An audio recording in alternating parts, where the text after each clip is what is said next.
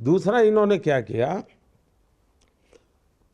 हमारी न्यायालय संविधान ने जन्म दिया है, शाहबानो का केस है, सुप्रीम कोर्ट ने निर्णय किया था, वोट बैंक के लिए संविधान को समर्पित कर दिया।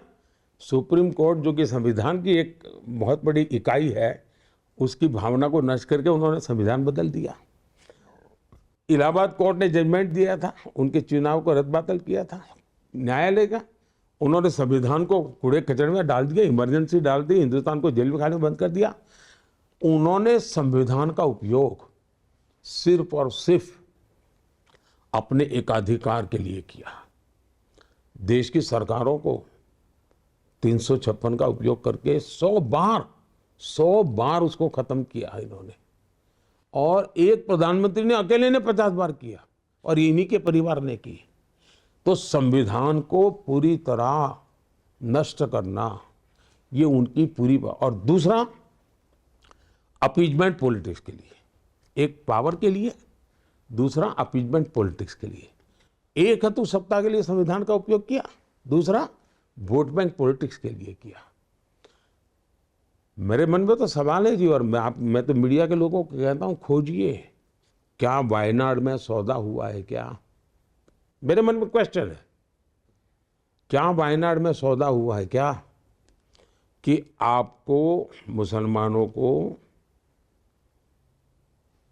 रिजर्वेशन में हिस्सा दिया जाएगा, बदले में वायनाड जिताओ? क्या ऐसा सौदा हुआ है क्या? बदले में देश में चुनाव जिताओ, क्या ऐसा सौदा हुआ है क्या? देश जानना चाहता है। और आज खेल क्या चल रहा है?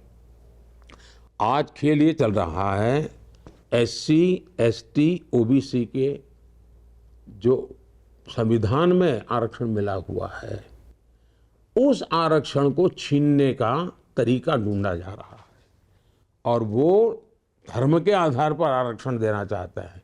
जब संविधान बना, महीनों तक चर्चा हुई, देश के विद्वानों ने चर्चा की कि धर्म के आधार पर आरक्षण दे सकते हैं क्या, और सबने सहमति बनी कि धर्म के आधार पर आरक्षण नहीं दे सकते हैं। और बाबा साहब आम्बेडकर का तो बड़ा विद्वत्तापूर्ण उसमें बयान है। सबने बहुत सुविचारित मत रहा है देश में कि हमारे देश में धर्म के आधार पर आरक्षण नहीं देना चाहिए। ये धर्म के आधार पर आरक्षण देने पर टूटे क्यों? Vote bank politics. कर्नाटका ने तो एक नया प्रयोग किया। कर्नाटका ने क्या किया?